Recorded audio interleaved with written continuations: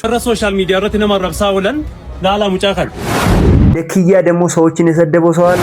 አጫም ጎዴ ቀበዴራ ሙጫቲ አልከኒፍ ጉያ ሚዲያ ረቲ ሱራኮ መጣዚቴን አረብሳውል አታስፈራሩም። የእውነት ኑሮ ራሱ የሚያስፈራራ ይበቃል። ሰውን ባይዘው። ሰላም ውዴ ውርጂ መልቲ ሚዲያ ተከታታዮች አጫም ጎዴ ቀበዴራ ሙጫቲ አልከኒፍ ጉያ ሚዲያ ረቲ ሱራኮ መጣዚቴን አረብሳውል ቱከነ ሀረ ቢሾፍቱ ራኬ ቱሉ ቦሎ ዴሜ ቱወኖ ሴራጀል ኦልቼራ ዮነ ጅብቴስ ዮነ ቲናፍቴስ ህንጉ በተመለ ቪዲዮ ደረቶ ጀቹ ናረብሱ እንደንዴስ ሶሻል ሚዲያ ረትና ማረብሳውለን ላላ ሙጫከል አናፊዳኒፓ ወርጀግናው ila badani dagani dani kugaisani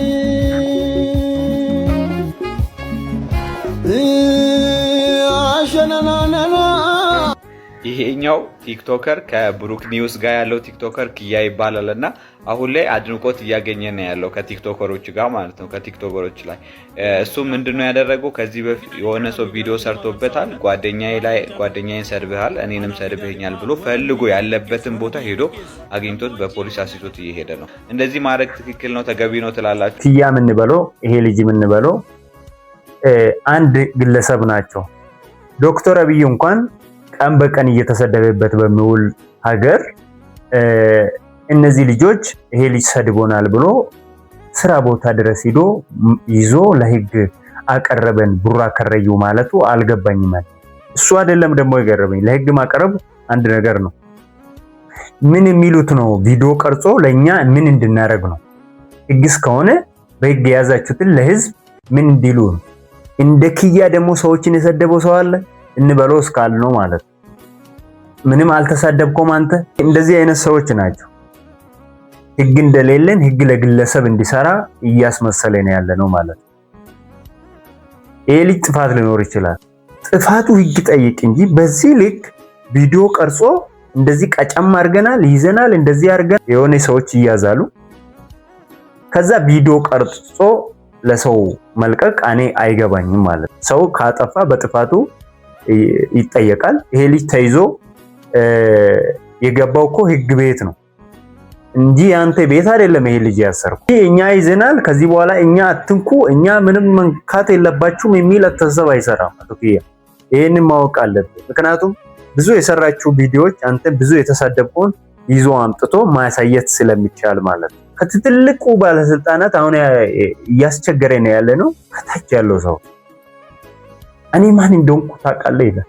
ትልቅ ባለስልጣናት እኮ ባይዘው ነገሮችን ችላ ብሎ እያለፉ ነው። ገባ ስራ ነው ልክ ነው ለሀገራችን ነው የምንሰራው ሐሳባቸውን መግለጽ አለባቸው የቻልነውን እናስተካክል ብሎ የቻሉትን እያለፉ አትንኩን እና የሆነ ሰዓት ለምን ብትጠይቅ ለነዚህ ሰው እንደነዚህ ሰዎች ለህዝብ የሚቆረቆረውም የለም። አታስፈራሩም። የእውነት ኑሮ ራሱ የሚያስፈራራ ይበቃል። ሰውን ባይዘው እና እንደዚህ ሰድበኛል በሶሻል ሚዲያ እንደዚህ ያረክኝ ይሄው እንደዚህ ይዣለሁ ብሎ መጥቶ ያሳያል። መንገድ ላይም አንዱ በቃ እኔ ማን እንደሆን ካውቀኛል ይላል። ማንም እኮ ነው ደግሞ ማን እንደሆን ካውቀኛል ይላል። እና እንዲህ አይነት ነገር አይጠቅምንም። እርስ በርስ እንዲህ አይነት ነገር መደረግ ምን ይጠቅመናል? ሺያበጣት ነው እዚህ ምድር ላይ አንተም ሰው ያውም ሰው ነው። ህግ ደግሞ አንዳንዴ ይኸውላችሁ ህግ ይዞ የሆነ ሰው ወንጀለኛ ነው ማለት አይደለም ስለያዘ ተጠርጣሪ ነውና ተጠርጣሪና ወንጀለኛ ይለያያል። ገባ? ህጉ የራሳችን ነው ብላችሁ ብታስቡ ሰዎች እንደዚህ ያታሩ። ህጉ የሁሉም ዜጎች ነውና ይሄ ልክ አይደለም ብዬ አስባለሁ።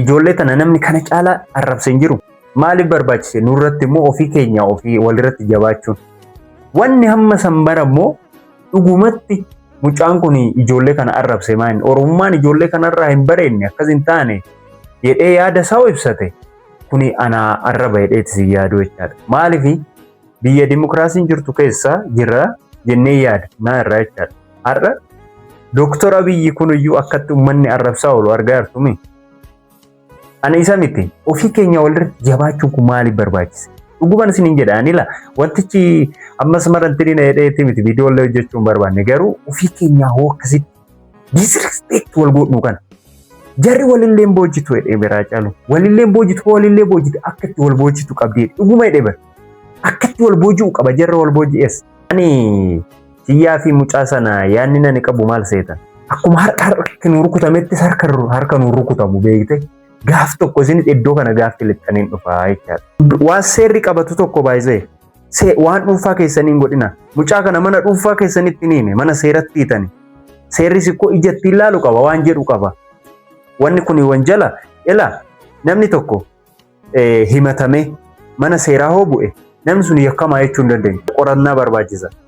Amee qacam goone maal goone kuni gurraadhayi jira warri isin arrabse orma keessamii isaa san qabdanii dhiyeessitani mucattii tana baattanii fuutanii achi gootanii mucaa kana qabne an kana caalaa isin arrabse nama meeqa jirami maa barbaachise koodee keessan ijoollee ummata kana keessaa baate irratti hojjechuun eenyuuf hojjetta silaa ummata kanaaf dhaabbanne jettanii asummoo ummata kana ani amma dhuguma haaluma bara kanaatti maa galuu dide.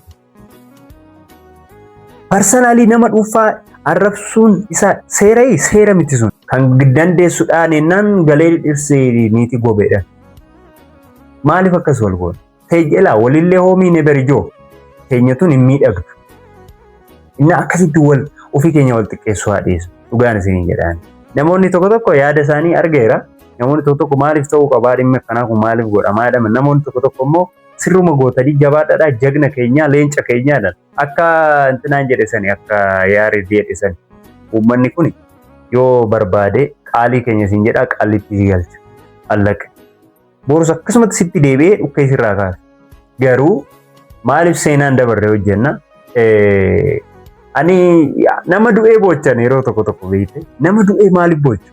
Nafsee Saamaaroo yaa'u yeroo hunda akkuma daa'imandiitti maqaa isaa kaasna Hacaaluun keenya koo uummata isaa deedheetu yoo gadillee bahee uummanni kun qeerroo jirturraa feerroo bittuutti deebistan jedhee uummata kana yeroo akkasitti itti dhaamsan yeroo akka xabbaa fi viidiyoo isaa gadi galabbatee suuraa isaa akka barbaade godhee irratti hojjetu sani gaaf tokko namni kun uummata keenya irratti waan tokko godhuu yaala. Maaliif ilma qulqulluu ilma uummata kanaa sila ta'e nama kiyya irratti hin godhu waan akkasii jedhee sila yaadu jechaadha. Boruu keessan seenaa keessan hin balleessina warri yaada akkana of keessaa qabdan. Dhuguma namni dogongoruu danda'a.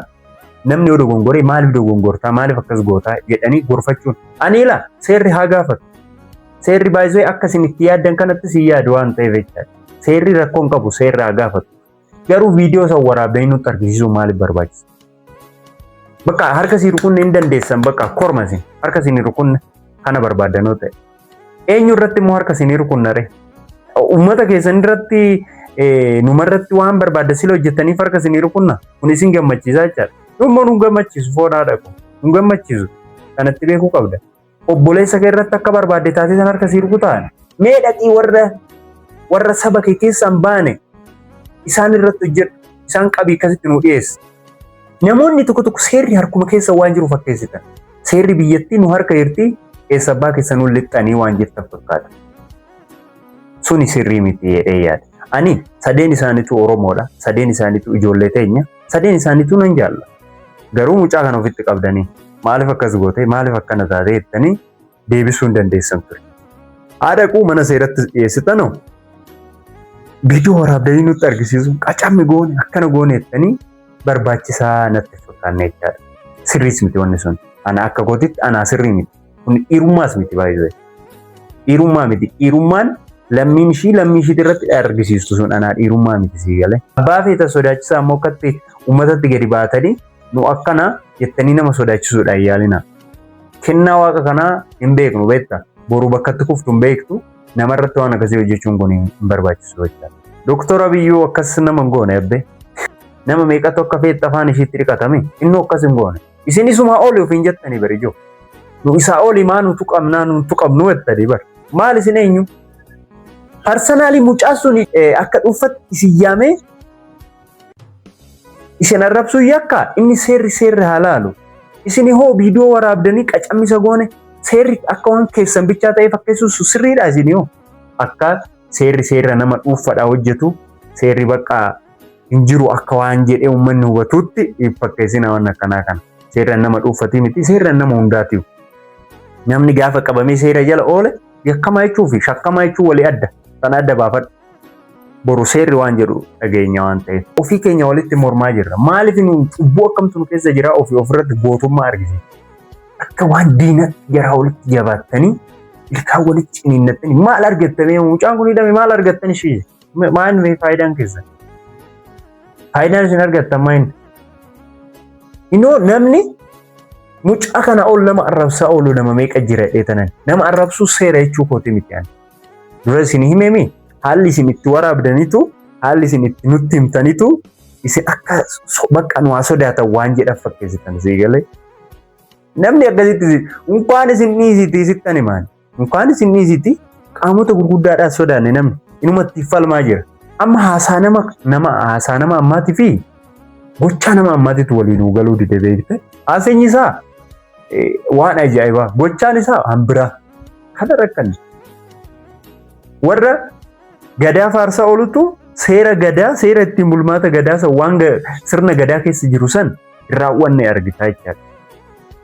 Sirna gadaa keessa araara jira, nagaa jira, dhiifama jira. Hundi keenya wal deebisuu yaadnu, wal tibbachuu yaadnu, wal dabarsinee akkas wal godhuun kun homaa faayidaa isin qabu waan ta'eef ilkaan walitti hin qarinaa jechuudha. Hanga ammatti waan na dhaggeeffataniif